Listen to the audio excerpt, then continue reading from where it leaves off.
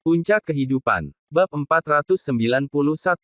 Alan tertarik pada Beatrice, dia langsung menjawab, teman Zendaya, level pianonya sudah tinggi. Aku merasa minder dengan level permainannya, terutama setelah menyaksikan koordinasi sempurna dalam penampilannya bersama Zendaya untuk lagu baru yang akan dirilis nanti malam. Aku percaya lagu itu pasti akan menjadi mahakarya abadi. Kamu harus mendengarkannya dengan cermat nanti. Petik 2. Beatrice tercengang. Sejauh yang dia tahu, Alan sudah menjadi master piano terhebat di Hong Kong. Kemudian, seseorang bernama Master Rockefeller muncul begitu saja. Lebih penting lagi, Alan sangat mengagumi pria ini. Dengan cara itu, dia ingin bertemu pria itu juga. Dia pasti seorang pianis terkenal baik di tingkat lokal maupun internasional. Atau, mungkin seorang ahli senior.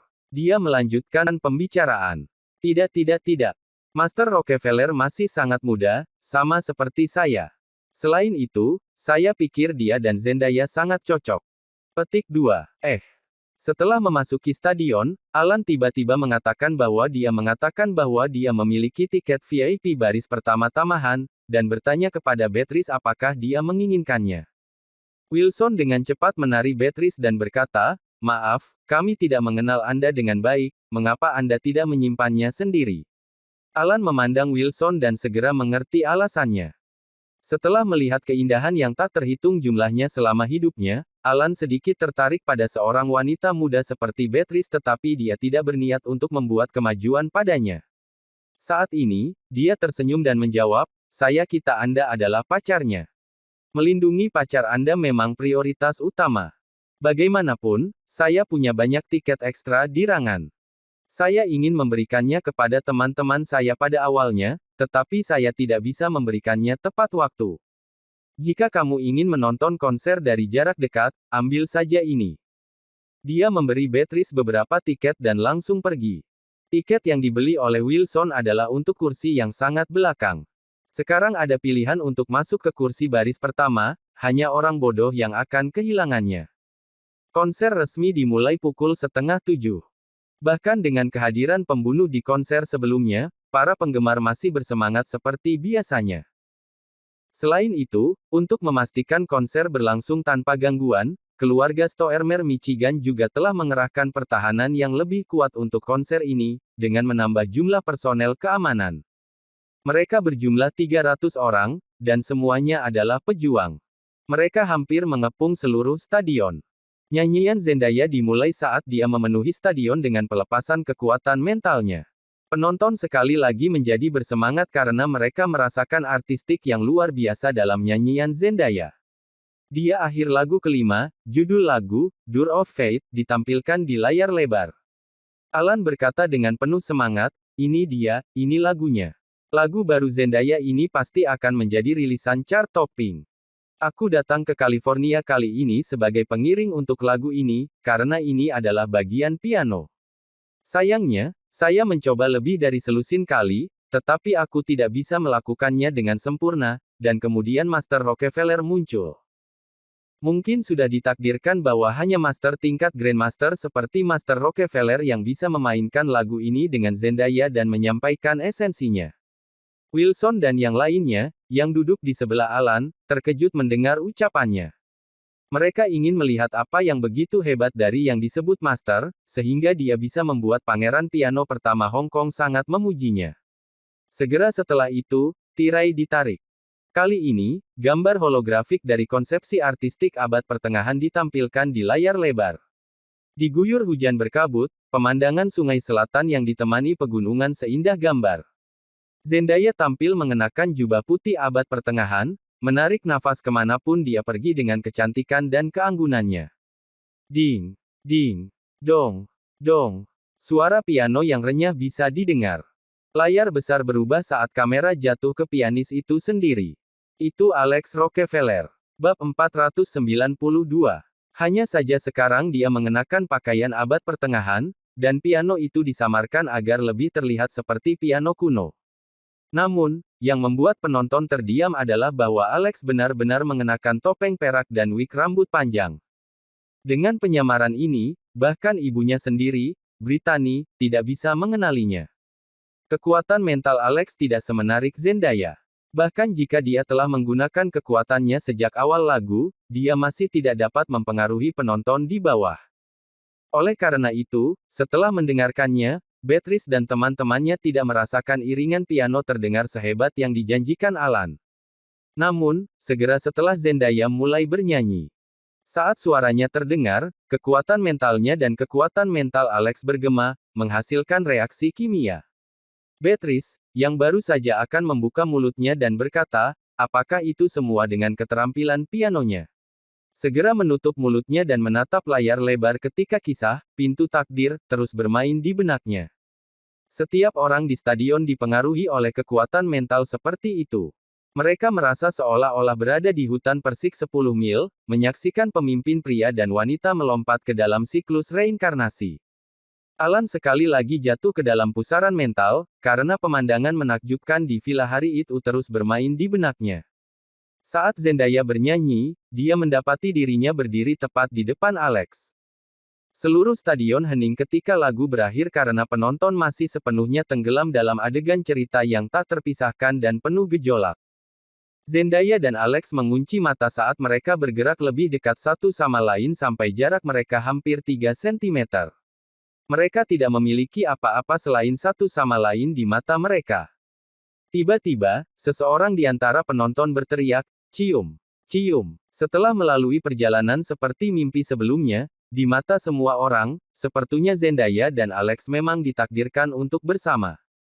Kalau tidak, apakah ada rasa sakit yang lebih besar daripada dua orang yang bahkan tidak bisa saling berpelukan setelah reinkarnasi dari 3 kehidupan? Dipengaruhi oleh kekuatan mental mereka, penonton seolah-olah mereka bisa merasakan kesedihan dan sakit hati. Sementara itu, air mata Beatrice mengalir di pipinya. Mereka seharusnya bersama. Berciuman cepat dan cium. Apakah dia idiot? Namun, itu hanya pertunjukan. Terganggu oleh keributan itu, Zendaya, yang melepaskan diri dari kekuatan mentak yang tak ada habisnya, meraih tangan Alex dan membungkuk untuk berterima kasih kepada penonton.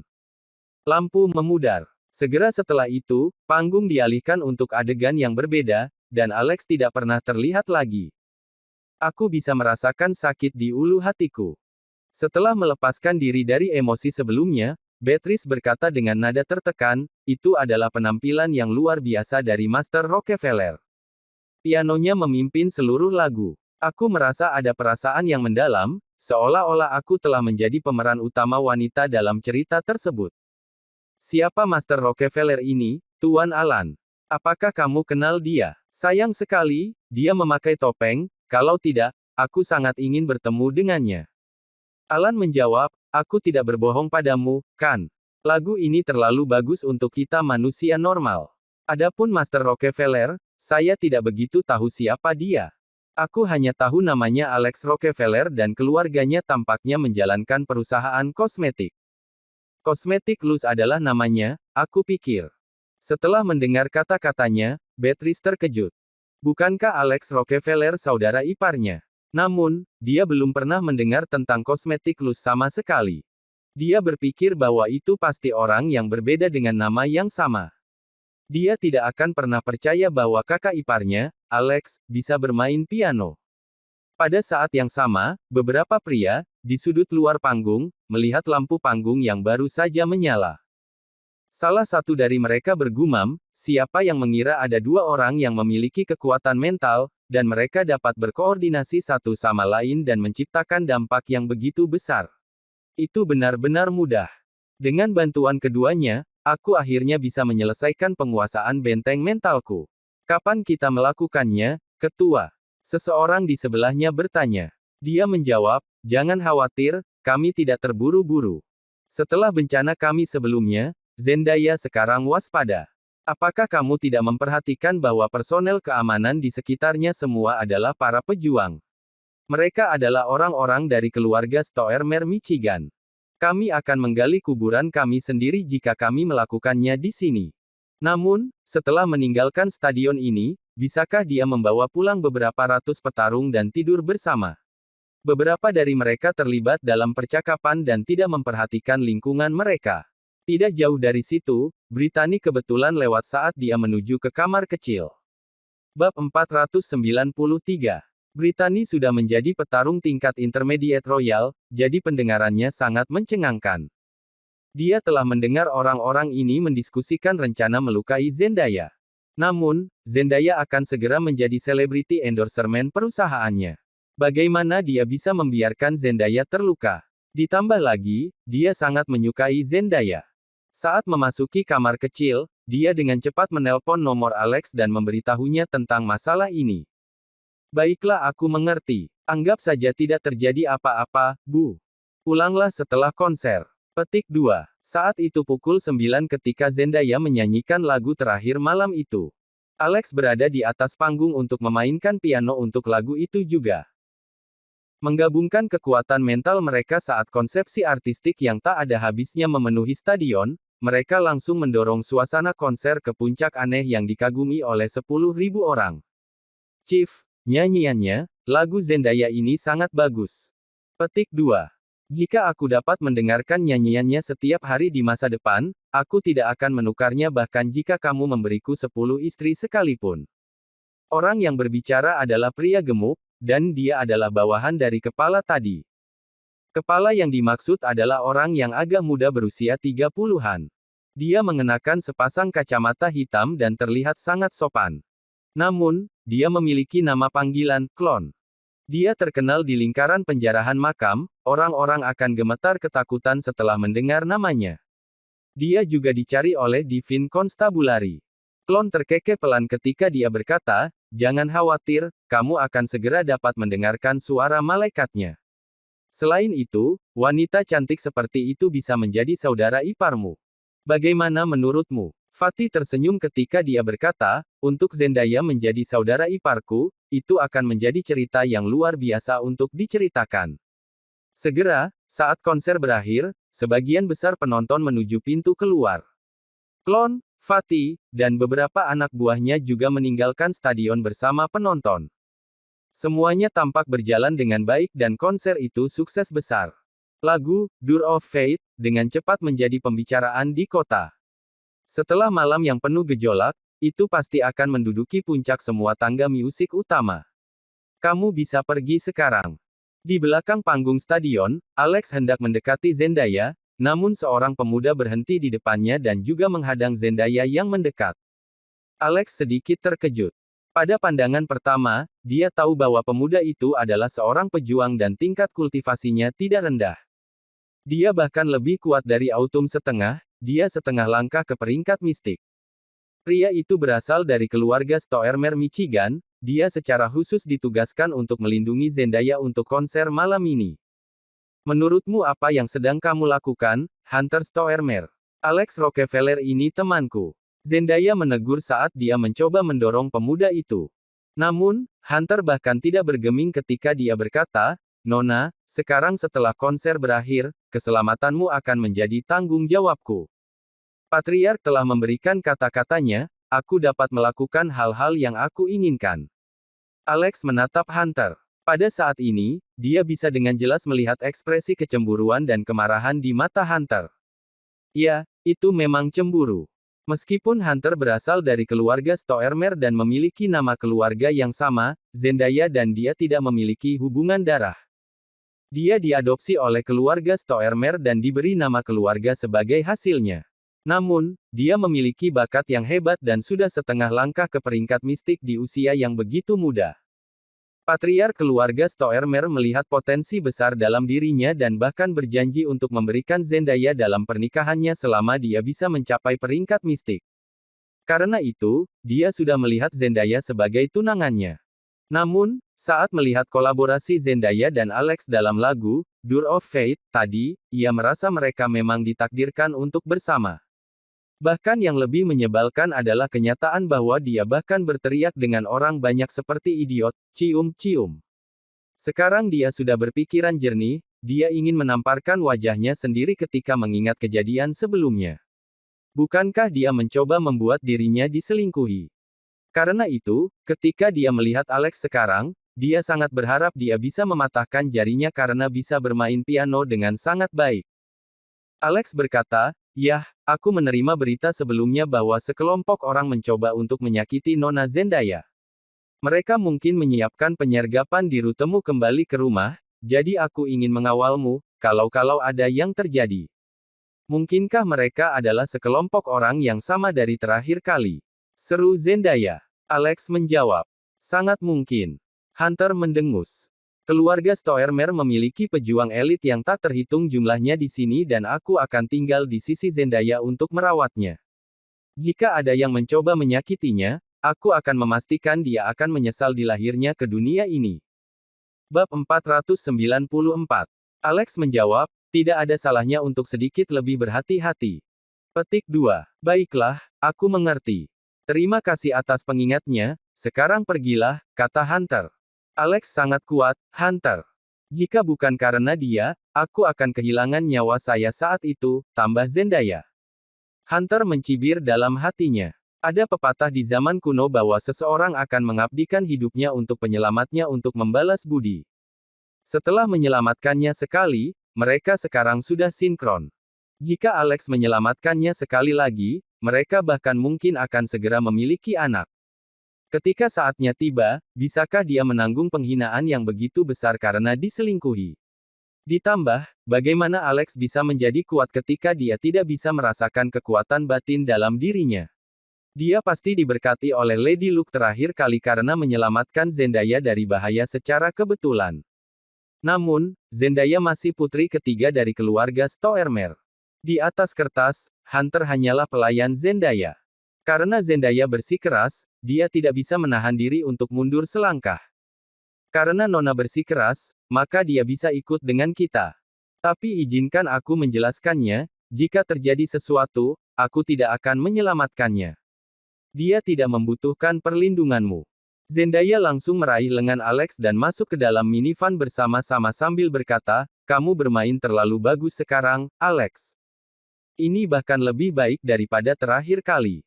Berdasarkan keterampilan pianomu, kamu bahkan dapat berpartisipasi dalam kompetisi piano internasional Brahms. Menyaksikan mereka berdua masuk ke minivan dan duduk sangat dekat satu sama lain, Hunter dikekang oleh kemarahan. Pada saat itu, dia merasakan dorongan untuk bergegas ke depan dan menarik Alex keluar dari minivan tetapi dia tidak melakukannya. Faktanya, Zendaya tidak tahu tentang janji kakeknya dan Hunter. Di sisi lain, klon dan anak buahnya sudah menyiapkan penyergapan di jalan. Ketua, semuanya sudah siap. Ini adalah satu-satunya jalan bagi Zendaya untuk pulang, mari kita tunggu mereka datang, seperti menembak ikan di tong. Klon menyalakan sebatang rokok dan memandangi langit tanpa bulan dan tanpa bintang saat dia berseru, malam yang gelap dan penuh badai, cuaca yang luar biasa. Tentang bocah pianis itu, aku juga menginginkannya. Fatih mengangguk. Jangan khawatir, dia masuk ke minivan Zendaya. Klon bersenandung. Sempurna. Pukul 21.30, minivan Zendaya tiba-tiba berhenti di jalan. Hunter, yang duduk di kursi penumpang, mengerutkan kening dan dengan cepat berkomunikasi dengan mobil keamanan yang memimpin konvoi menggunakan radio nirkabelnya. Apa yang sedang terjadi? Mengapa mobil-mobil itu berhenti bergerak? Bapak Hunter, ada kecelakaan. Kapan kita bisa lewat? Biarkan aku keluar dari mobil dan melihat. Mungkin butuh beberapa saat. Ini adalah kecelakaan beruntun yang melibatkan 4 kendaraan dan 2 skuter listrik. Seseorang terluka dan seluruh jalan telah diblokir. Mengapa kita tidak mengambil jalan memutar? Saat itu, Hunter mendengar teriakan datang dari sisi lain radio nirkabel. Dadanya sesak. Saat hendak menanyakan apa yang terjadi, dia melihat sebuah dump truck yang dipenuhi pasir kuning, tiba-tiba keluar dari pinggir jalan.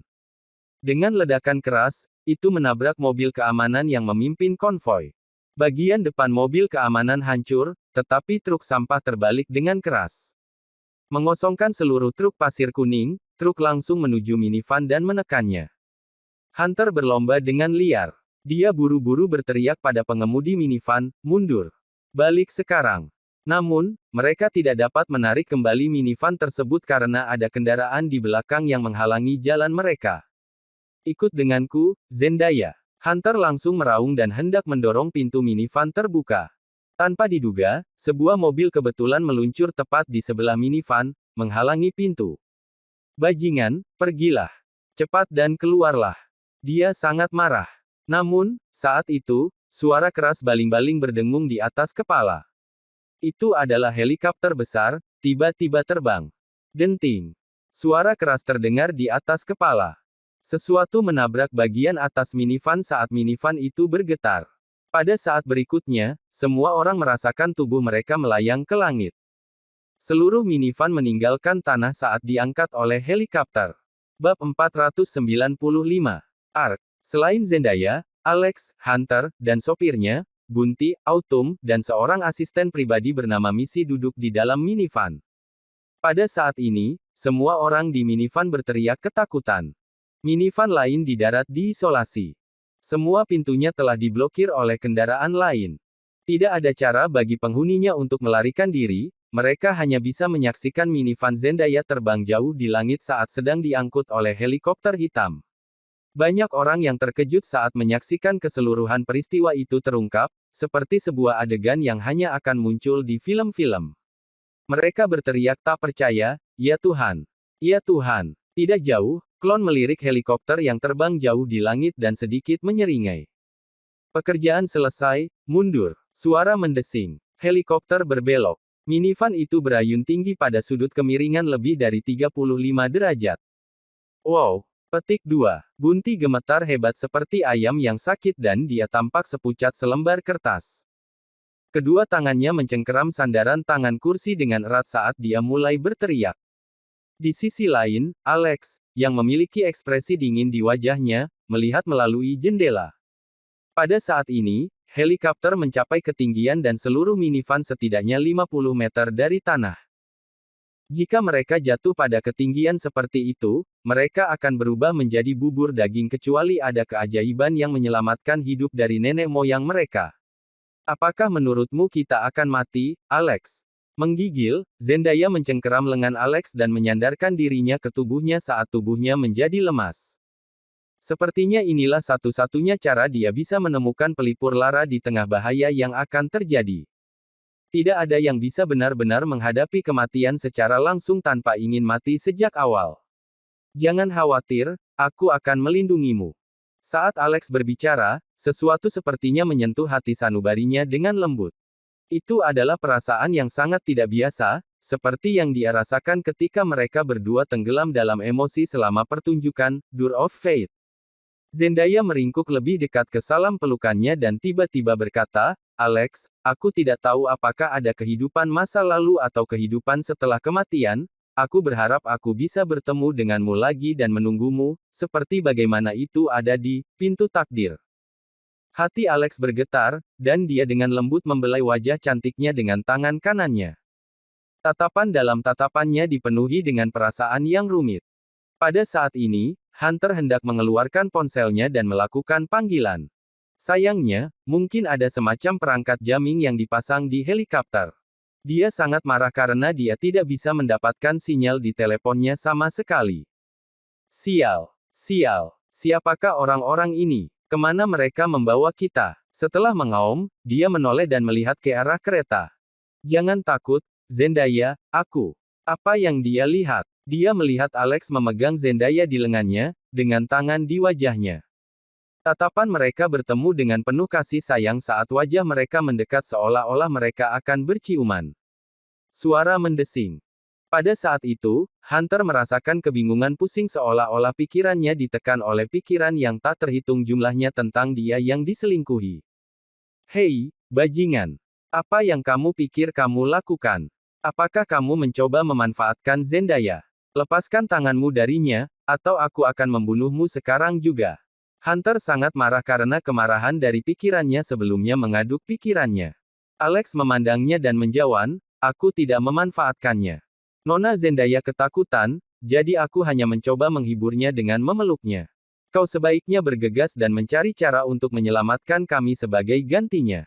Hunter hampir ingin memuntahkan darah ketika dia berpikir. Kenyamanan. Omong kosong. Kenapa aku ingin menyelamatkanmu? Dia menjawab dengan frustasi, bagaimana kita menyelamatkan diri kita sendiri? Apakah kamu mengatakan bahwa kita harus melompat keluar dari sini? Tidak ada sinyal ponsel, kami bahkan tidak dapat melakukan kontak dengan konvoi. Alex menggelengkan kepalanya. Ya ampun. Bukankah aku mengingatkanmu sebelumnya? Aku pikir kamu benar-benar bisa, tetapi ternyata menjadi kekecewaan besar. Jangan terlalu khawatir, para pelaju di dalam helikopter tidak membuat kita jatuh dari sini. Sepertinya mereka tidak mengincar nyawa kita. Ada kemungkinan kita bisa diselamatkan. Lepaskan tanganmu dari Zendaya, sekarang. Hunter meraung putus asa. Zendaya berkata, apakah kamu bercanda, Hunter Stoermer? Apakah ini saatnya untuk berurusan dengan hal-hal sepele seperti itu? Cepat, pikirkan cara untuk menyelamatkan kita. Kakekku mengirim kamu ke sini untuk melindungiku, apakah kamu benar-benar mampu? Hunter tidak bisa berkata-kata. Sekitar 10 menit kemudian, Autumn tiba-tiba berteriak, lihat, sepertinya helikopter mencoba membawa kita keluar dari daratan. Pipi Bunti yang lembek bergetar. Ark, apa yang harus kita lakukan? Mungkinkah mereka mencoba menenggelamkan kita ke laut? Mata Alex berkaca-kaca. Begitu mereka mencapai laut, seharusnya tidak menjadi masalah bagi Alex untuk langsung terjun ke laut dengan Mystic Armor. Namun, Zendaya tidak memiliki teknik kultivasi sama sekali, dia pasti akan mati jika mengikutinya. Mari kita tunggu saja. Dia berpikir, mari kita lihat yang akan dilakukan kelompok lain. Bersambung.